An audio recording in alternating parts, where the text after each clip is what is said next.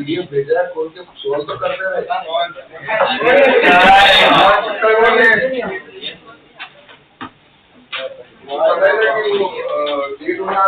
PDF पहले भेजा, मैंने बैठ के सॉल्व किया, बैठ के गप्पे मार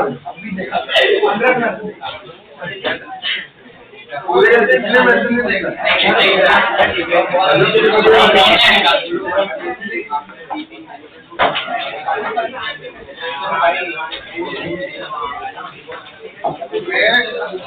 पीडीएफ को पहले घर पे मैंने कहा क्या निकलने से पहले जो है इनको भेज के जाओ, ये भाई आराम से बच्चे आराम से बैठ के गप्पे मार।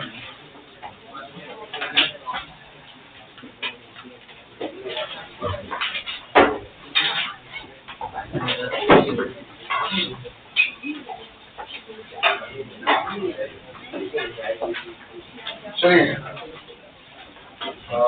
शुरू करते हैं हम लोग। आइए पहले क्वेश्चन नंबर 1।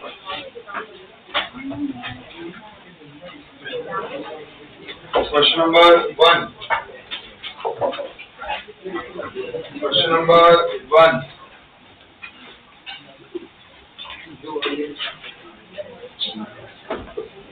बोला इतना दिमाग चल रहा होगा बच्चों का, तो खुद आराम से आएंगे, बैठ के सॉल्व करेंगे। बच्चे पे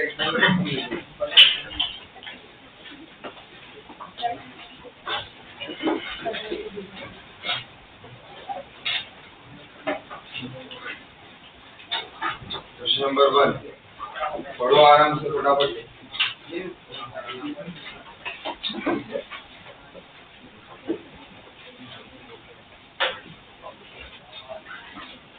ब्राउनी और लास्ट लेक्चर में तुम्हें लास्ट एक लेक्चर गायब होता है, एक लेक्चर आता है। बीमार हो गया एग्जाम के, फिर ये छूट से जाएंगे ना, फिर कैसे कवर करेंगे? नोट्स से कुछ नहीं होता है भाई, एक लेक्चर बीमार होता है, एक लेक्चर आता है, यही चल रहा है, फिर पूरी बीमार होना है बार बार।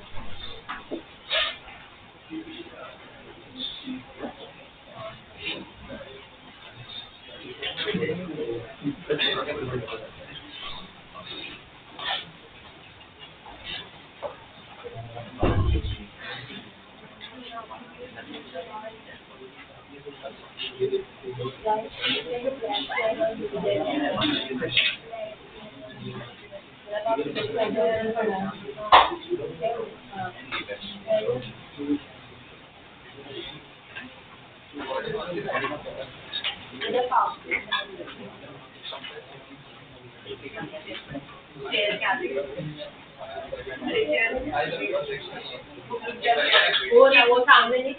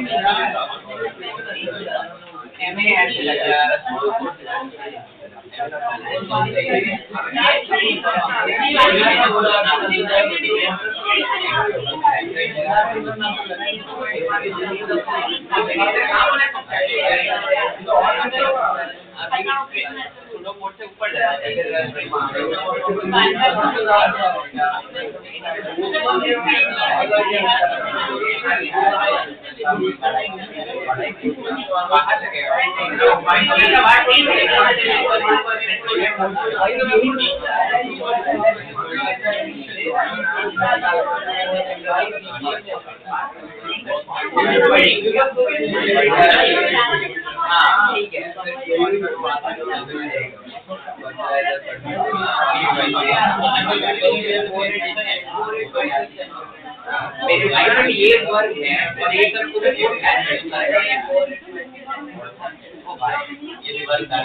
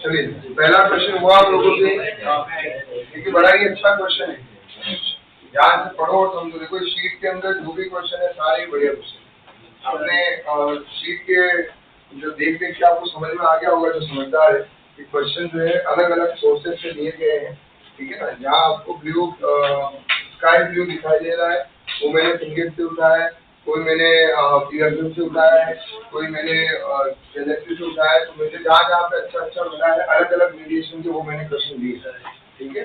हाँ नेटवर्क में सूडो फोर्स का काउंट करते हैं तो हाँ बिल्कुल करेंगे, depends on the frame of reference, depends on the frame of reference कि आपने फ्रेम ऑफ रेफरेंस क्या चूज किया। अगर सूडो फोर्स आएगा तो उसका वर्क डन भी आएगा।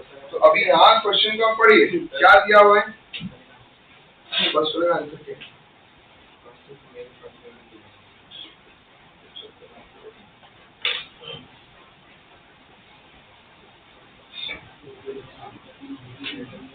कुछ नहीं है, क्वेश्चन में कि आपको बनाया है।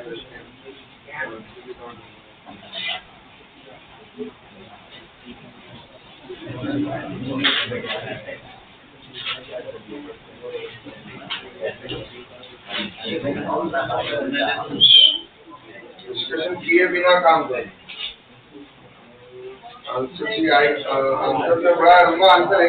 2/k mg sin theta plus ma cos theta minus mu into mg cos theta minus ma sin theta।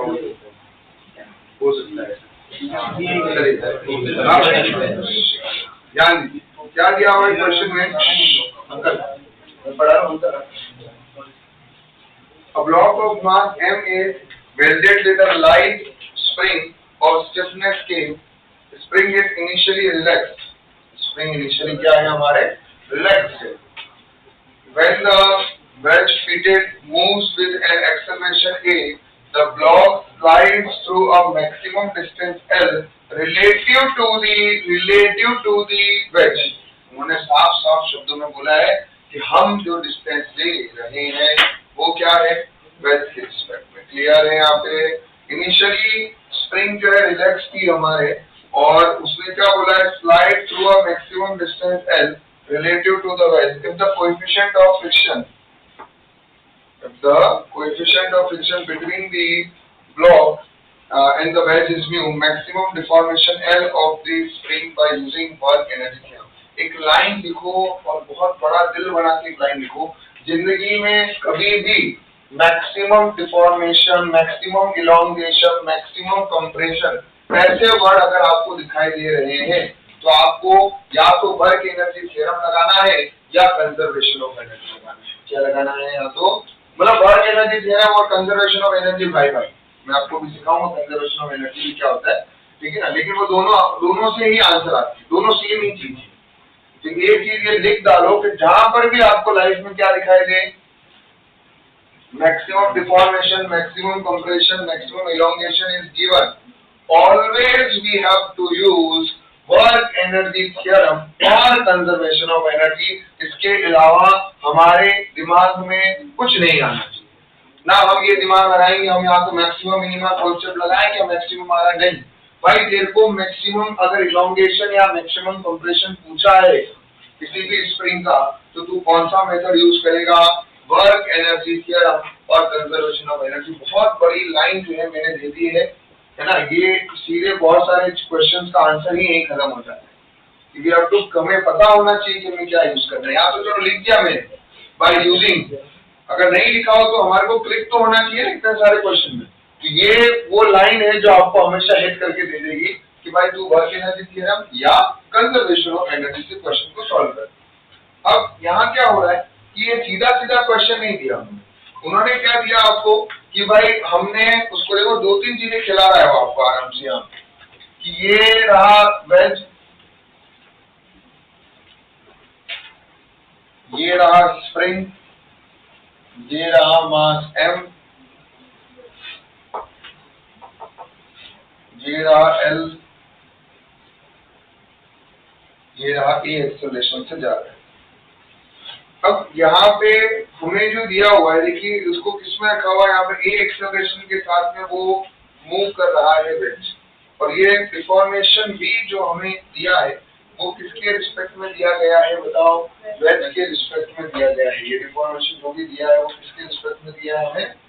Veg के रिस्पेक्ट में। तो पहली चीज ये सोचो कि इसके A अभी रिलैक्स पोजीशन पे है, इसके A एक्सेलरेशन की वजह से सूडो फोर्स इधर आएगा बराबर है। इसका ये थीटा है, ये थीटा है, कंपोनेंट आएगा ma cos थीटा आएगा जिसको ऊपर की तरफ ले जा रहे हैं, वेट नीचे की तरफ आ रहा है mg sin थीटा हो गया है। उसके बाद में स्प्रिंग फोर्स जो है क्योंकि ये ma cos थीटा ऊपर खींच रहा होगा इसको, पहले रिलैक्स था ना तो mg sin थीटा से स्प्रिंग फोर्स बैलेंस। अब ये ma cos थीटा और आया मतलब अभी क्या हो रही होगी स्प्रिंग ऊपर की तरफ जा रही है तो स्प्रिंग फोर्स लग रहा होगा नीचे की तरफ दैट इज क्लियर है यहाँ पे। अब यहाँ तक तो क्लैरिटी है। फ्रिक्शन भी लग रहा है, अगर ये ऊपर की तरफ मूव करेगा तो फ्रिक्शन फोर्स किधर लग रहा होगा बताओ? नीचे की तरफ। इधर की तरफ हमने फ्रिक्शन फोर्स भी लगाया, ये रहा है क्लियर है। इनिशियली में वैसे जैसे मैंने वापस रिपीट किया, इनिशियली में रिपीट ये बैलेंस था mg sin theta, friction force से क्या हो रखा था बैलेंस। तो जैसे इसको खींचना चालू किया ma cos थीटा ऊपर की तरफ फ्रिक्शन के अपोजिट लगा और स्प्रिंग फोर्स के हेल्प लगा। तो मुझे यहाँ टोटल कितने फोर्स दिखाई दिए, 1 2 3 और 4। तो मेरे पास टोटल 4 फोर्स है, ठीक है। और अगर बोलो तो यहाँ पे अभी आप बोलो सर mg cos थीटा भी आएगा, इसका भी कंपोनेंट आएगा, लेकिन वो डिस्प्लेसमेंट की क्या आ रहे हैं परपेंडिकुलर, तो उनका वैसे भी वर्क डन क्या आएगा 0। तो यहाँ इन सबका वर्क डन लिखते हैं, work done due to g, work done due to spring force, work done due to pseudo force, I think ये 3 ही फोर्स आ रहे हैं, और plus work done due to friction force equal to change in kinetic energy. Maximum deformation पे है, इसका मतलब कहीं ना कहीं वहां जाके वापस से क्या होगा, आगे जाके रुक जाएगा। स्टैटिक फ्रिक्शन के लिए न्यूटन के लिए फाइंड में चलाएंगे क्या वर्टिकल फोर्स में, क्योंकि अरे यहाँ हाँ वो तो दे देंगे, वर्क की बात है, वो तो जरूरत होगी तो बिल्कुल लेना ही पड़ेगा ना। जब हम नंबर अगर म्यू इनटू एन करेंगे तो हमें एफबीडी से मिल जाएगा उसका कैलकुलेशन। यहाँ पे क्लियर हो गया है। चेंज इन काइनेटिक एनर्जी में इनिशियली में भी रेस्ट पे है और फाइनल में भी रेस्ट पे है, ये 0 हो गया हमारे पास में, ठीक है। अब वर्क डन ड्यू टू जी जो है वो अभी हम निकालते हैं, काम करते हैं, यहाँ से यहाँ तक पहुंचा है। उन्होंने आपको क्या बोला है, मैक्सिमम डिफॉर्मेशन का वैल्यू दे दिया है उन्होंने कि वो आयल है। उन्होंने आपको बोल ही दिया है find the maximum deformation L, तो उन्होंने तो यहाँ मेंशन कर दिया है ना। तो ये यहाँ से कहाँ तक पहुंच रहा है, यहाँ तक। ये तेरा एंगल थीटा है, तेरे को mgs की याद आई, तुझे पता है कौन सी डिस्टेंस चाहिए अपने को, तो वर्टिकल डिस्टेंस चाहिए, ऊपर की तरफ जा रहा है।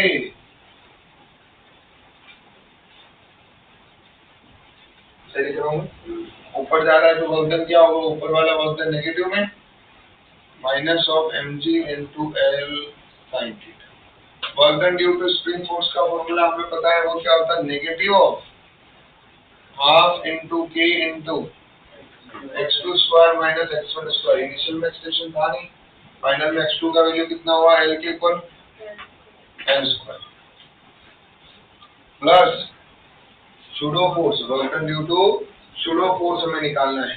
तो वैसे तो हमें यहाँ से भी निकाल सकता हूँ, ये रहा है ma और ma इधर जा रहा है, या फिर तुम ma cos थीटा इंटू सीधा क्या कर दो l, ये लो ma cos थीटा इंटू, क्योंकि दोनों सेम डायरेक्शन में तो इनका dot product positive, plus friction force, ये लग रहा है मोशन के अपोजिट, ऐसे लग रहा है ये, तो प्लस ये आएगा negative of friction force into L, और चेंज इन काइनेटिक एनर्जी कितना हुआ तेरा, सॉर्टेड है यहाँ तक। अब यहाँ से ये क्लैरिटी तो हमें आ गया है, एक काम करो, एल कॉमन निकल के पूरा ही उड़ जाएगा, एक ही एल बचेगा, ठीक है ना, एल कॉमन निकल के पूरा उड़ जाएगा, एक ही एल बचने वाला है इधर की तरफ। तो जब हम सॉल्व करते हैं तो ये नेगेटिव है, ये भी नेगेटिव है, ये भी नेगेटिव है, और ये एक अकेला पॉजिटिव है, ma cos theta into L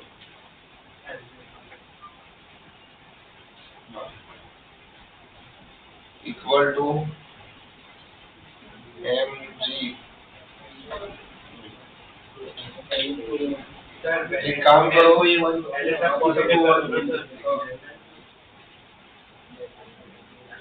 सिर्फ इसको इधर ले लो, बाकी सब इधर ले लो, हाफ के इंटू एल, ठीक है, plus ma cos theta minus mu into N, N का वैल्यू क्या हो जाएगा, यहाँ एफबीडी से देख लो, इधर की तरफ आ रहा था mg cos theta plus ma sin theta, बरोबर लिख रहा हूँ मैं, प्लस यहाँ पे हम लिख देंगे m बाहर आ जाएगा, और ये हो जाएगा इधर की तरफ g cos theta plus a sin theta, अरे आया ना, यहाँ तक क्लियर है, into L equal to half के एल। तो एल का वैल्यू कितना आएगा तेरे पास में, यहाँ से सीधा आप देखो, दैट इज 2 बाई के, सब में से m कॉमन बाहर निकल गया है, ठीक है, और साइन थीटा वाले को एक तरफ ले लो,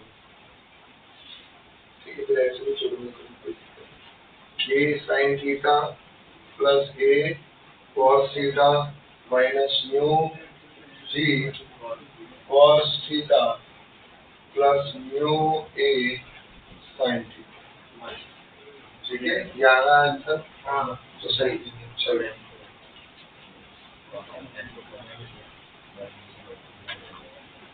हाँ जी, अभी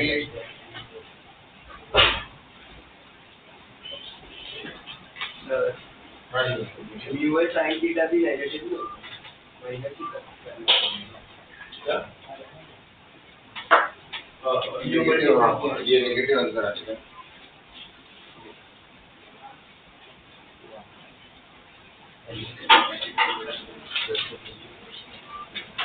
अभी ऐसे क्वेश्चन है, फोर्थ वाला वो करके बताइए।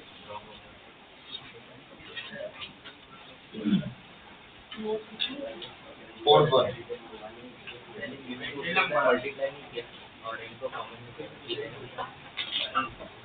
आंसर ये रीशफल किया हुआ है,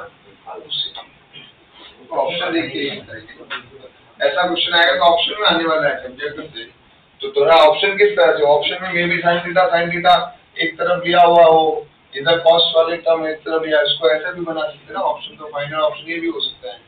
इट कैन बी लाइक कि भाई साइन थीटा बाहर ले लो और यहाँ पर जी माइनस म्यू है, ठीक है, कोई उसके बाद में कॉस्ट थीटा को इधर बाहर ले लो और कोई म्यू वाले को कॉमन बाहर निकालता है, तो कैसे ये ऐसे भी फॉर्मेट में आंसर हो सकता है। तो आंसर किसी भी फॉर्मेट में हो सकता है, हमारे तो मेन कंक्लूजन बताओ।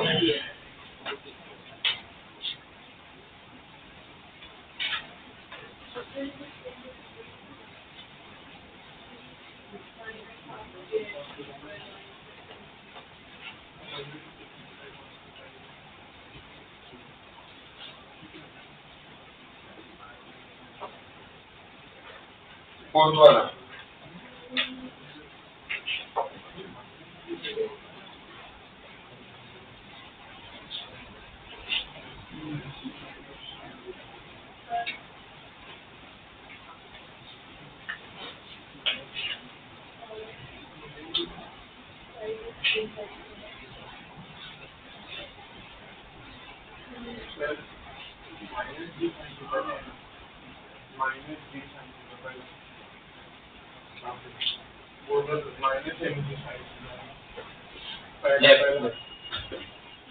ठीक है, ये क्वेश्चन तो तुमने एस्टैब्लिश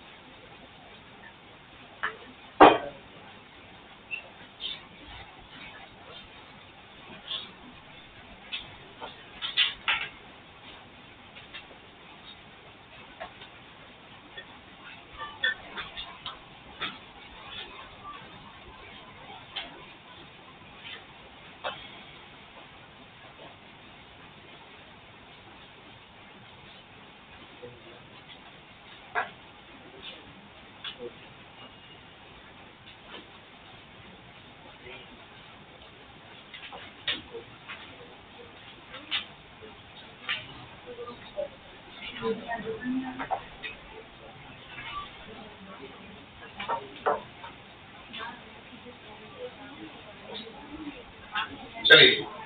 हो गया फोर्थ वाला।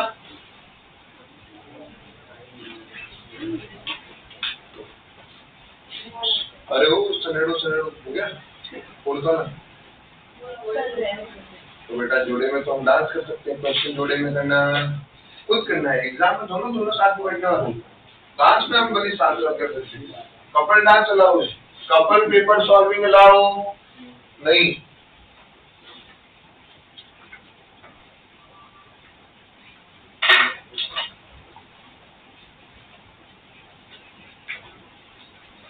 कल से यार आप लोगों के ऐसा मजाक लेकिरा सा हो गया होगा, मेरे को लग रहा है, बारिश की वजह से। नेस्को वालों का नहीं कौन थे नेस्को वाले? क्या हो गया? अरे बोल कौन थे? बारिश में अच्छा बारिश में मजा नहीं। तो वो इंटरनेशनल स्टेप्स नहीं हो पाई होगी बारिश में।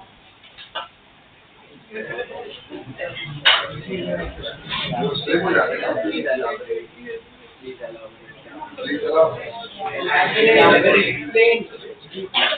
मुझे कहाँ से आता है?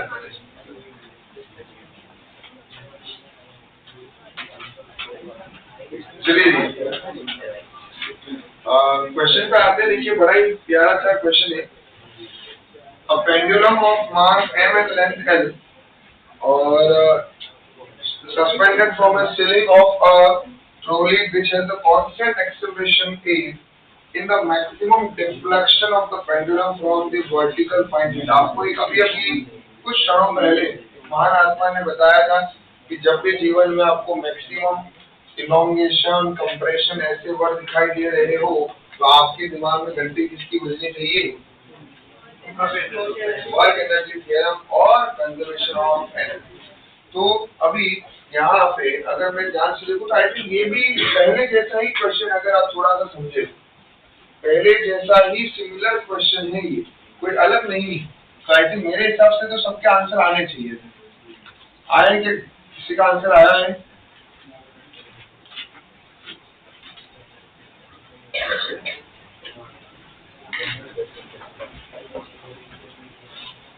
ये रहा ए और ये रहा एम, ये रहा theta, M A M G, ठीक है। सूडो कोड लगा दिया हमने, क्योंकि जो भी डिफ्लेक्शन देखेगा हमें कार में बैठ के देखेंगे तो भी वो हमें थीटा एंगल से दिखाई देगी, ठीक है।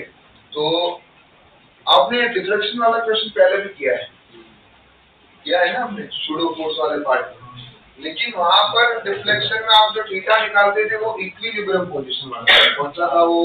इक्विलिब्रियम, कि भाई वो अभी स्टेबल है, इक्विलिब्रियम, थीटा एट इक्विलिब्रियम। ये भी वर्ड नोट करके लिखो।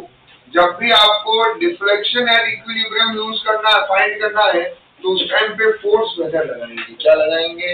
Force method. सेम क्वेश्चन वहां पे भी किया था, सेम वहां पर भी थीटा निकाला था, लेकिन वहां पर हमने क्या किया था कि वहां बोला था थीटा एट इक्विलिब्रियम, तो हमने क्या लगाया था? Force method. Net force equal to mass into acceleration से हमने सॉल्व करना शुरू किया था।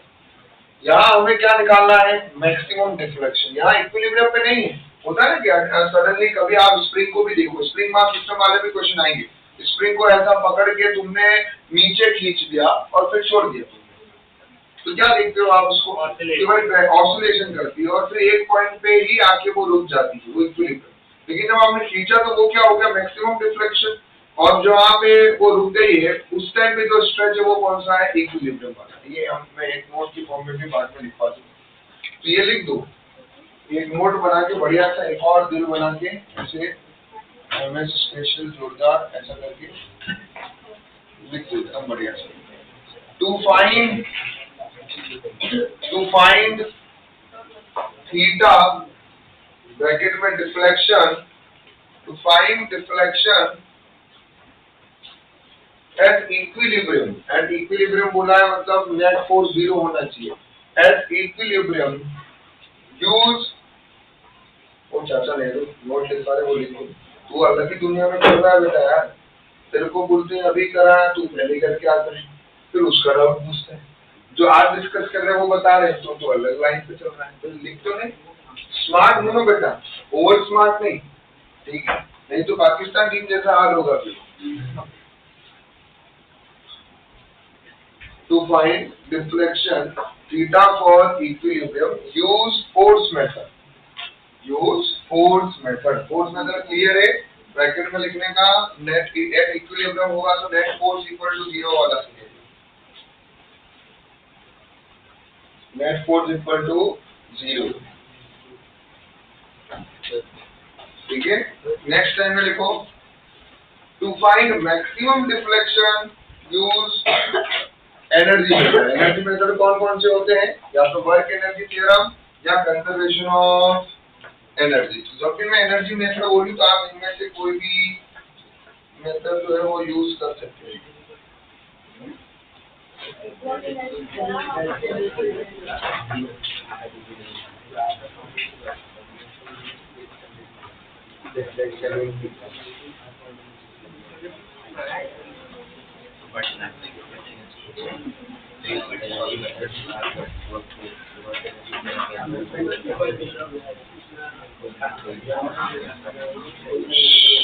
चलिए, tan inverse of A by G. tan inverse of A by G तो उधर आएगा। tan inverse into मैं वही बोल रहा हूँ, tan inverse of A by G तो उधर आया इक्विलिब्रियम। और ये इक्विलिब्रियम नहीं, ये तो समझाने की कोशिश कर रहा हूँ। तुमने कौन सा मेथड से किया? वही तो समझाने की कोशिश कर रहे हैं यार, तुम लोग सुनते नहीं हो, ये तो प्रॉब्लम है। मैं यही समझाने की कोशिश कर रहा हूँ कि वो क्वेश्चन और ये क्वेश्चन में डिफरेंस क्या है, और वो इसीलिए नोट लिखवा है। देखो नोट लिखवाने के बाद लिखवाते लिखवाते लोग लुढ़क रहे हैं, क्योंकि नोट सुन नहीं रहे। दोनों में मत रहो, सुनो समझो। मैं अगर कोई क्वेश्चन दूसरी बार करवा रहा हूँ तो कुछ तो अलग है उसमें, और उसमें अलग वर्ड क्या है? Maximum deflection. तो यही है, गलती यही होती, दोनों ऑप्शन होते हैं और मैक्सिमम लोग जो है फ्लो में वो फोर्स वाले मेथड का चिपका के आते हैं। इसीलिए मैं आपको यही समझाने की कोशिश कर रहा हूँ कि अगर हमारे पास में कभी भी इस टाइप का क्वेश्चन आ रहा है तो हम बहुत क्लियर है और हमें ये समझ में आ रहा है कि इस केस में हमें क्या करना है, कौन सा मेथड यूज करना है। हाँ, वर्क एनर्जी थ्योरम यूज करना है, क्योंकि मुझे मैक्सिमम डिफ्लेक्शन निकालना है। क्लियर है? अब आते हैं इसमें, तो अब हम मेथड क्लियर हो गया। आई थिंक इसके बाद काम बहुत इजी है। अब क्या करना है? वर्क एनर्जी थ्योरम से मान लो मैंने सॉल्व कर रहा हूँ। मैं किससे सॉल्व कर रहा हूँ? Work energy theorem. Pseudo force लग रहा है। सूडो फोर्स ने कितना डिस्प्लेस किया भाई? यहाँ से यहाँ तक एक्चुअली देखा जाए तो x डिस्प्लेस किया है। ये तेरा लेंथ l है, तो ये कितना हुआ भाई? l sin थीटा, बरोबर है। तो तेरे अभी work done due to pseudo force आएगा, plus work done due to gravitation आएगा, plus work done due to tension आएगा, इक्वल टू चेंज इन क्या होगा? Kinetic energy. कोई बहुवचन बोल रहा है, चेंज इन क्या आएगा? Kinetic energy. अब मैं मैक्सिमम डिफ्लेक्शन पे भी जाऊंगा, मैक्सिमम डिफ्लेक्शन पे भी जाऊंगा तो उस पॉइंट पे, एक पॉइंट पे जाके इंस्टेंट पे रुकूंगा तो वही सही है ना, फिर वापस आऊंगा, लेकिन जाके वहां पे उस इंस्टेंट पे तो रुकूंगा, है ना। तो अब ये क्लैरिटी मुझे क्लियर कट आ गई है कि मैक्सिमम डिफ्लेक्शन इनिशियली स्टार्ट भी रेस्ट से हुआ और एंड भी रेस्ट से हुआ, तो दोनों ही जीरो है। ठीक है। अब work done due to pseudo force आपने लिखा, that is ma into l sin theta. क्या आ गया यहाँ पे? ma into l sin theta. ये आया हमारे पास में, यार ये पॉजिटिव है, सही है। Work done due to pseudo force, कोई कंफ्यूजन इसके अंदर। अब दूसरा जो है देखो, नेक्स्ट हमारे पास में क्या आएगा? Work done due to gravitational force निकालते हैं। तो work done due to gravitational force कितना होगा भाई? ये यहाँ से यहाँ तक आया है, ये उसकी एच हाइट है। तो बेटा ये कितना हुआ? यहाँ से यहाँ तक l cos थीटा, ये l था, l में से बहुत बढ़िया। तो वर्क, और ऊपर गया, नीचे गया, तो आई थिंक ये तेरे पास में क्लियर आ गया। Work done due to tension force कितना रहेगा? 0, क्योंकि ये रहा टेंशन T और ये ऐसा हो रहा है डिस्प्लेसमेंट, तो इनके बीच में एंगल कितना आ रहा है? 90 डिग्री। कितना आ रहा है एंगल? टेंशन और डिस्प्लेसमेंट के बीच में एंगल क्या आ रहा है? 90 डिग्री, क्योंकि हमेशा टेंशन तो टुवर्ड्स द रेडियस लगने वाला है। इस केस में स्ट्रिंग के अलोन लगेगा, स्ट्रिंग द रेडियस, तो रेडियस के अलोन लगेगा और ब्लॉक मूव करेगा टेंजेंशियल, तो इनके बीच में एंगल क्या रहने वाला है 90, तो टेंशन का वक्र हुआ 0। तो अब तेरे पास में आ गया MAL sin theta equal to, ये इसको इधर भेजा तो माइनस MGH इधर जाके प्लस MGH हो गया, M से M उड़ गए, A इंटू L या आ रहा है sin theta G into H की जगह पे क्या लिखना पड़ेगा, L ब्रैकेट में 1 माइनस cos थीटा, L से L भी उड़ गया, तो A sin theta equal to G bracket में 1 माइनस cos थीटा। थोड़ा दिमाग लगाओ, 1 माइनस cos थीटा को हम क्या लिख सकते हैं बताओ, 1 माइनस cos थीटा को क्या लिख सकते हैं, 2 sin square theta by 2, 2 sin square theta by 2। तो यार इधर भी कुछ ऐसे ही कम लाना पड़ेगा sin थीटा बाय 2 वाला, तो मुझे sin 2 थीटा का फॉर्मूला पता है, किसका फॉर्मूला पता है, पढ़ा है ना आप लोगों ने, क्या होता है 2, हाँ, तो यहाँ इसका हाफ होगा तो sin थीटा बाय 2 cos, उससे sin थीटा बाय 2 से ये उड़ गया हमारा, इधर डिवाइड में गया तो कितना है 2A equal to G 2 tan sin theta by cos theta tan theta, 2 से 2 कैंसल, तो क्या आएगा देखो इधर A upon G tan theta by 2, अब इस tan को इधर भेजो तो ये आएगा tan inverse of A by G equal to theta by 2, तो थीटा इक्वल टू क्या है 2 times of tan inverse of theta by 2, ये थीटा m मतलब मैक्सिमम,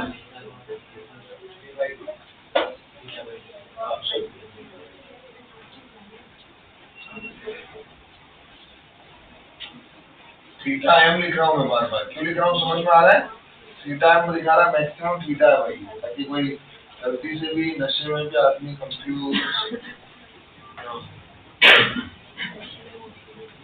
यहाँ से एक जबरदस्त कंक्लूजन मिल रहा है अगर सुनना चाहो,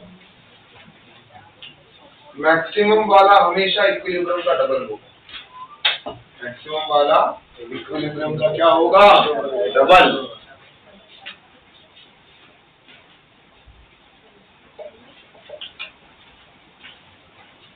देखो और फिर एक नोट लिखेंगे, नोट में लिख दो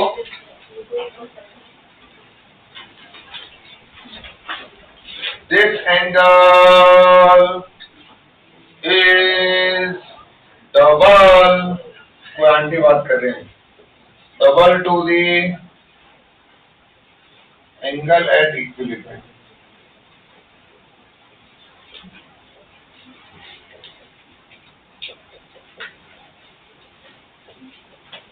theta m is always 2 times of theta at equilibrium।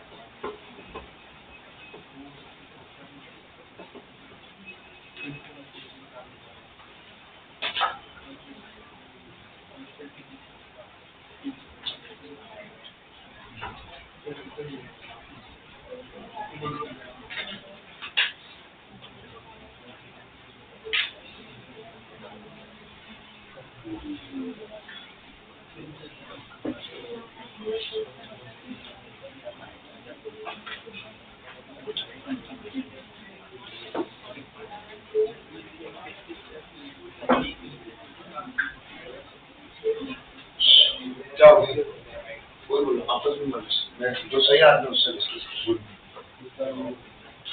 Acceleration constant Excel से जा रहा है, हाँ तो सर वो पीछे कम पीछे एक पॉइंट पे जाके उधर रुक जाएगा तो वापस नहीं आएगा, तो वो उधर भी जाके इक्विलिब्रियम हो जाएगा ना।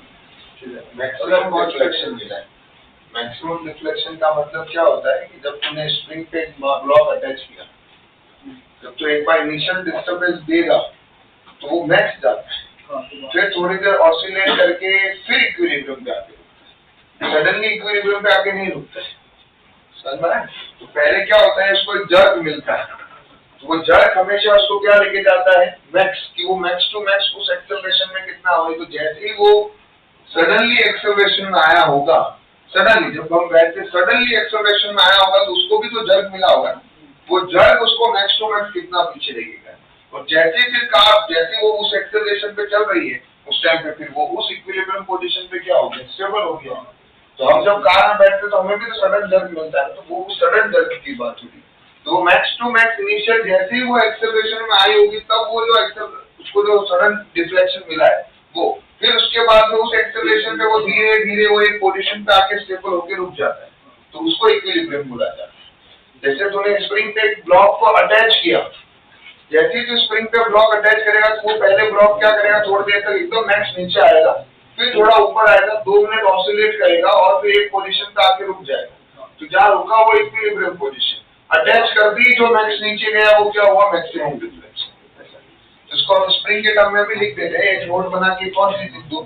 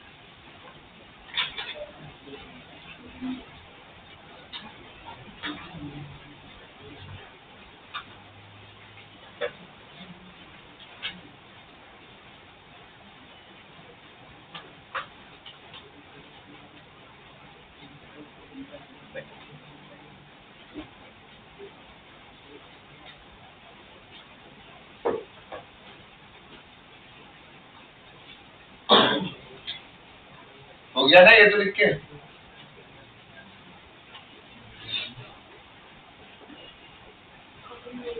ये लिख के हो गया ना और कुछ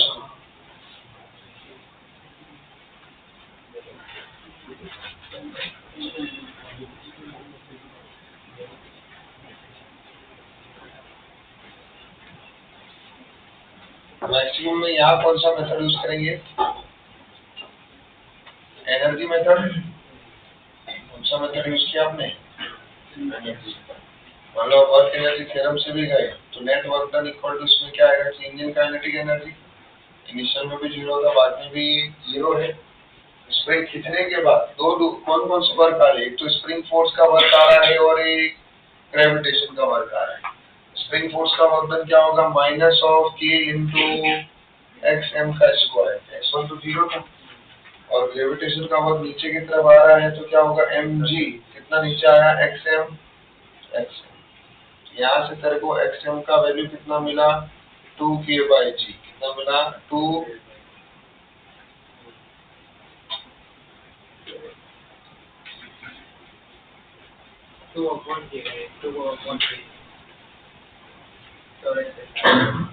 एक x से एक x कैंसिल हो जाएगा और mg ये इधर गया तो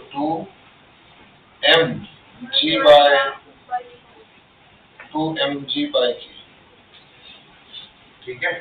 ये तो हुआ मैक्सिमम एक्सटेंशन का, और वही अगर मुझे मैक्सिमम के इक्विलिब्रियम पोजीशन का देखना है, इसका देखना है इक्विलिब्रियम पोजीशन का, तो क्या होगा बताओ, फॉर इक्विलिब्रियम पोजीशन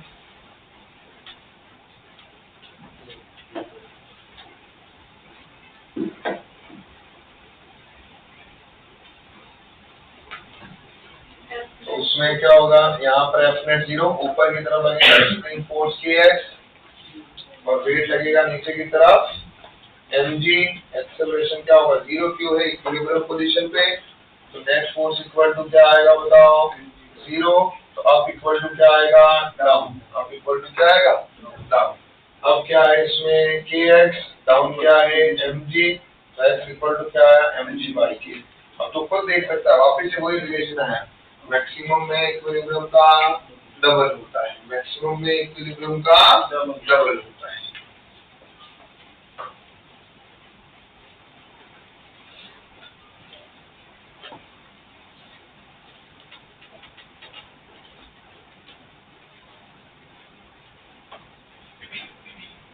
फिफ्थ वाला करेंगे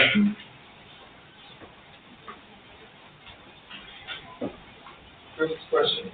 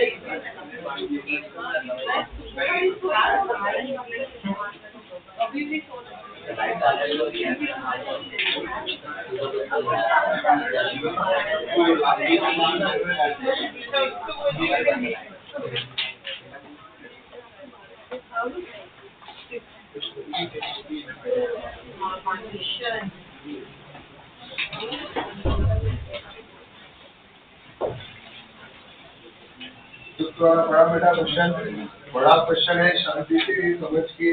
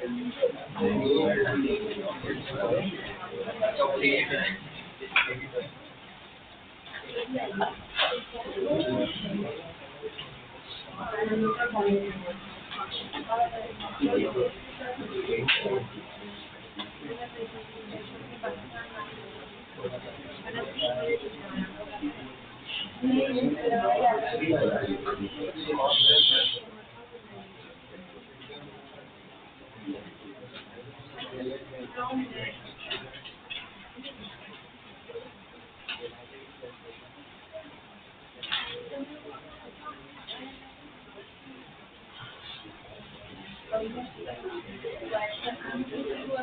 बात कर रहे हो बेटा यार, आपको क्या एक ही चीज बार बार समझाने की कोशिश किया।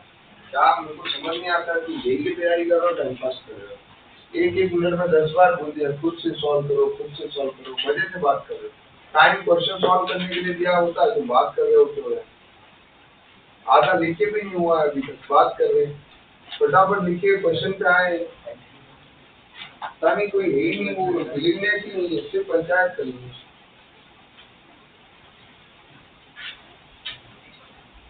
डेढ़ घंटे के लेक्चर में 20 बार तो ये बोलना पड़ता है कि यार शांति से क्वेश्चन सॉल्व करो।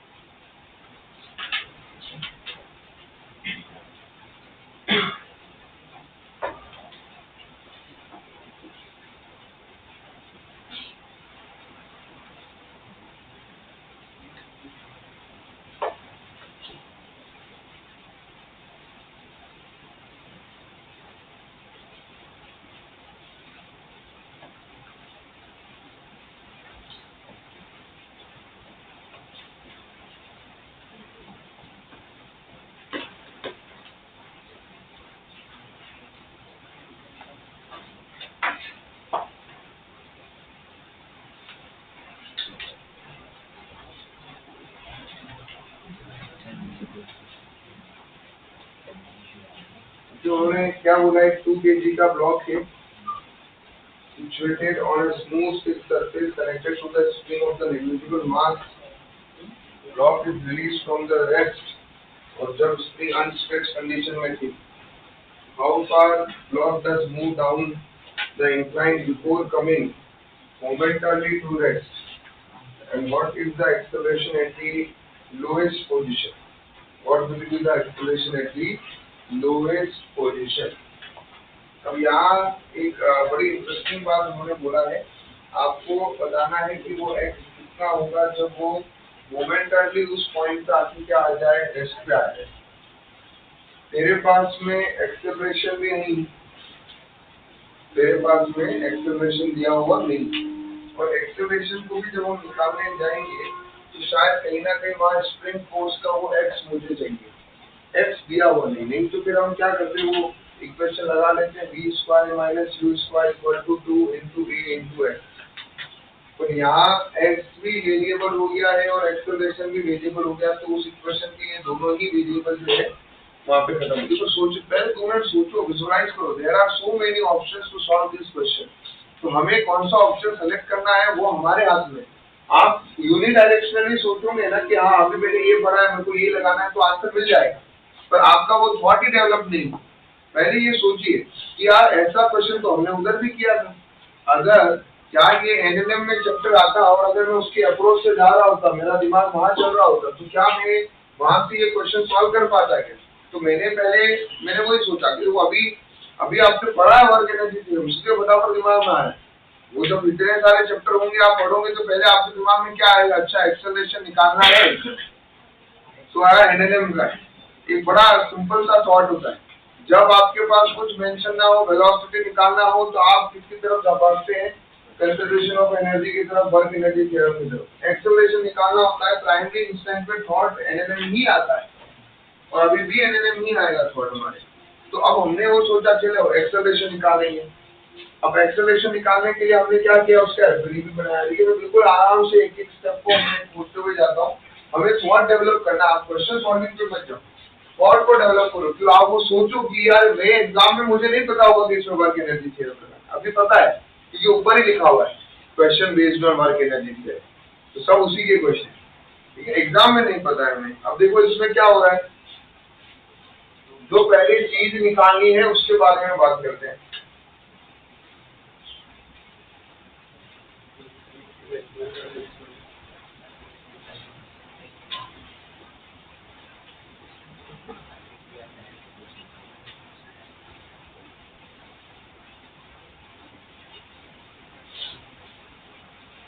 उन्होंने आपसे 2-3 चीजें पूछा है कि how far does the block move down, ये ब्लॉक कितना नीचे आएगा।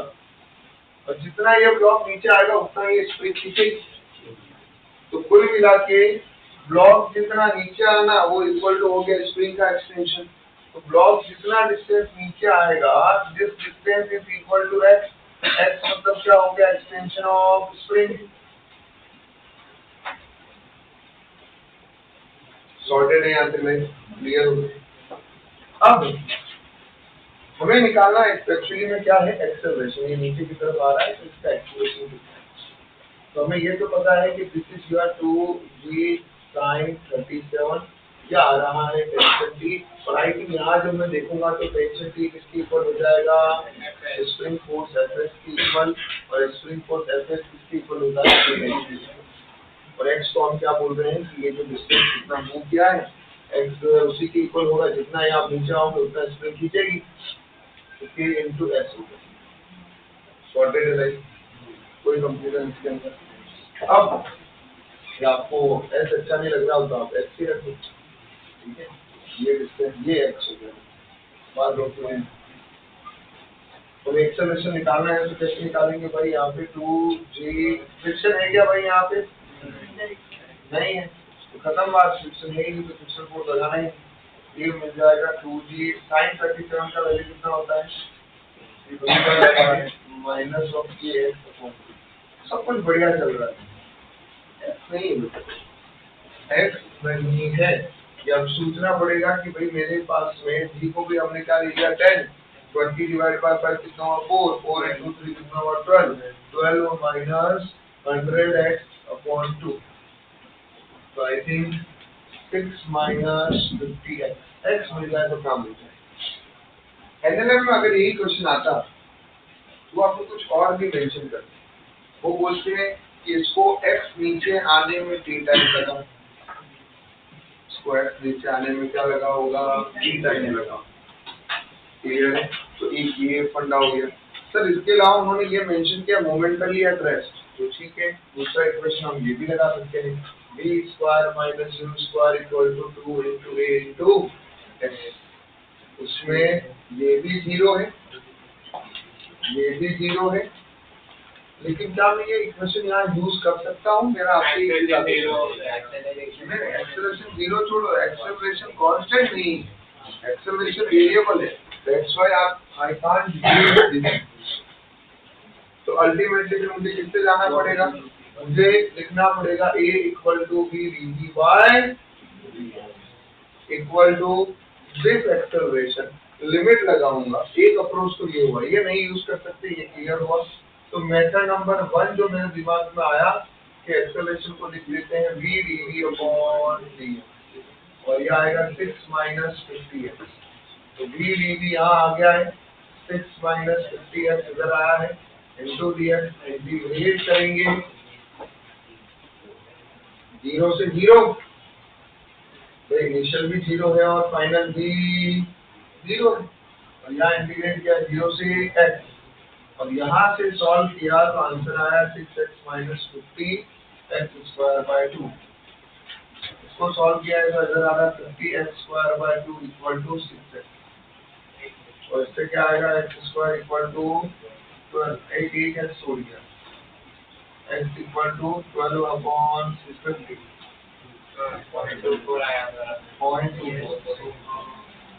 एक अप्रोच ये, तो जो अप्रोच आ रही है जो मेरे दिमाग में लगना स्टार्ट, वो लॉजिक के साथ लगाते जाऊंगा, ऑटोमेटिकली आंसर। दूसरा अप्रोच, अगर आप इंटीग्रेशन से बचना चाहते हो, मैंने आपको पहले भी बताया, वापस से बता रहा हूँ, इंटीग्रेशन से बचना है तो मेरे पास में वेरिएबल एक्सेलरेशन वाले फंडे जब भी आ रहे हो तो आप सीधा वर्क एनर्जी थ्योरम से भी जा सकते हो। वर्क एनर्जी थ्योरम क्या बोलता है,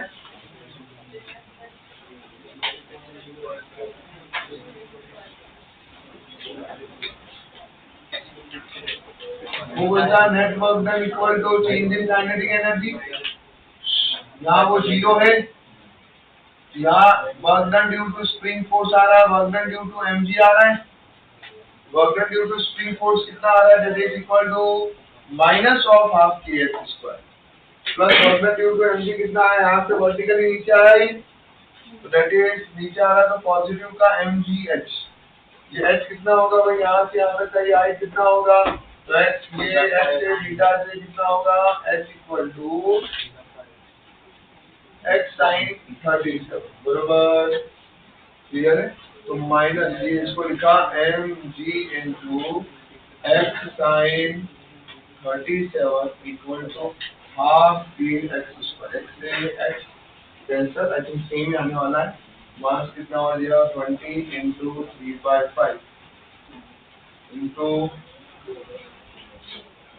2/k k का वैल्यू आ गया 20।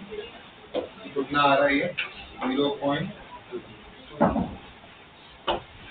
ठीक है, कोई भी मेथड लेंगे। क्लियर हुआ? इसलिए बोलता हूँ थॉट को एक जगह समेटो मत, जैसे सॉल्व कर रहे हो उसको क्वेश्चन को देखो क्या है। तो आप कोई भी अप्रोच से जा सकते हो, दोनों केस में आपको आंसर जो है वो सेम ही आने वाला है। बोलो क्या हो रहा है, जल्दी बोल भाई, तो तुम आपस में देखना नहीं।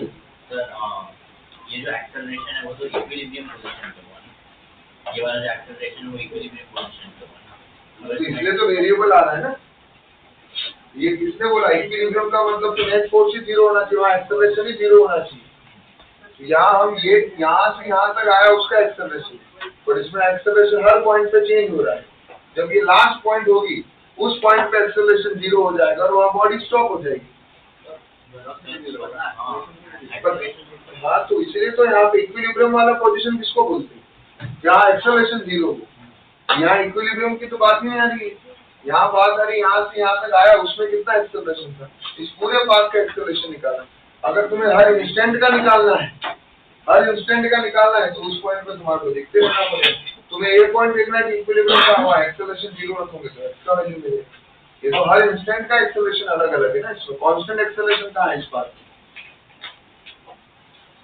यहाँ इक्विलिब्रियम पोजीशन तो ना हमने लिखा है, हमने क्या लिखा net force equal to mass into acceleration.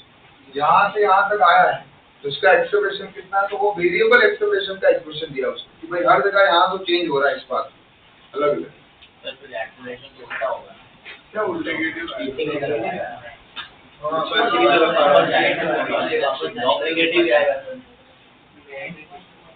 Block ऊपर जाएगा एंड पॉइंट पे जाने के बाद तो हम एंड पॉइंट पे जाने के बाद तो ना हमें वो बोला है कि ऊपर जाने के लिए बोल रहा है। बात क्या चल रही है, बात क्या चल रही है, मोमेंटली उस पॉइंट पे आके रेस्ट पे आया है, उसने ये थोड़ा बोला है कि तू उसके बाद जाके देख। अभी स्टार्टिंग इनिशियल पॉइंट ये है, फाइनल पॉइंट ये है, ये देखा जा रहा है। तू जो केस देख रहा है उसमें वो फाइनल वाला तेरा इनिशियल होगा और ऊपर जाएगा वो फाइनल होगा। तो उसमें तो इनिशियल एक्सटेंशन ही तेरा क्या होगा माइनस, इनिशियल एक्सटेंशन तेरा 0 नहीं होगा, इनिशियल एक्सटेंशन का वैल्यू होगा, final extension will be the 0। तो उसमें तो तेरा इक्वेशन ही चेंज होना स्टार्ट हो जाएगा। स्प्रिंग फोर्स जो है मोशन का टेंडेंसी इधर आएगा, एक्सेलरेशन का डायरेक्शन चेंज हो जाएगा, इधर जो है तेरा इधर से जाएगा तो ये माइनस ऑफ एक्स। वो है क्वेश्चन जो पूछा उसके हिसाब से काम करेगा।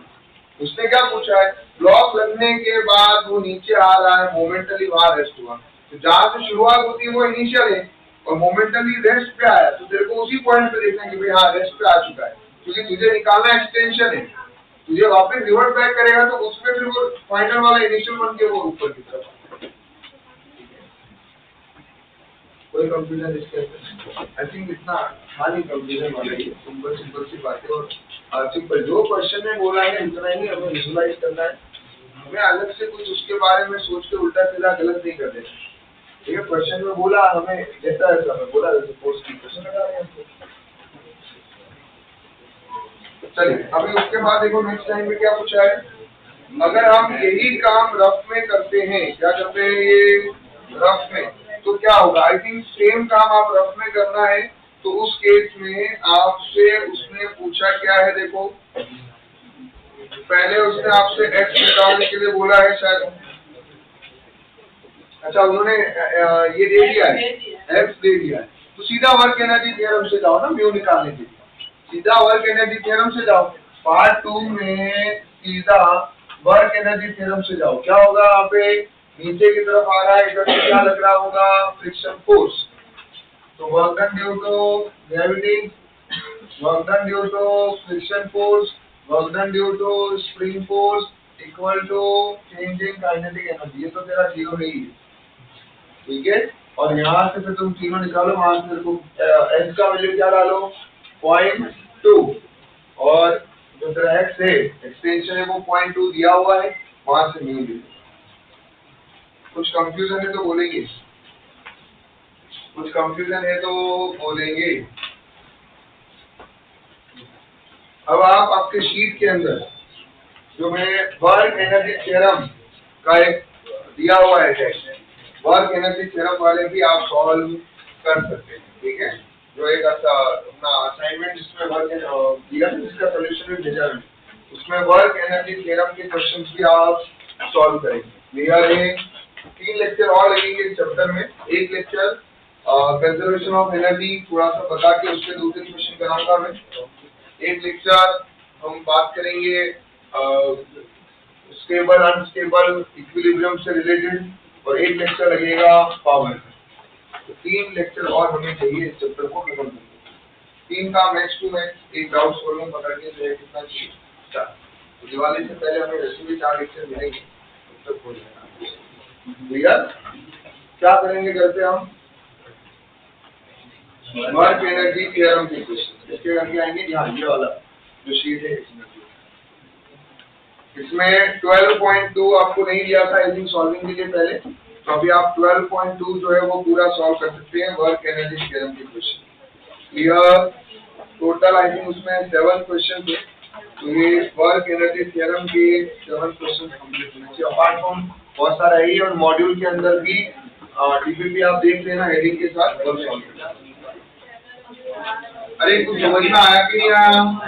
क्लियर हुआ कि नहीं हुआ? इस शीट के अंदर जो है अगले लेक्चर में मैं 2-3 क्वेश्चन और करवाता हूँ, फिर बाकी बचे हुए आपको देखिए। क्या मतलब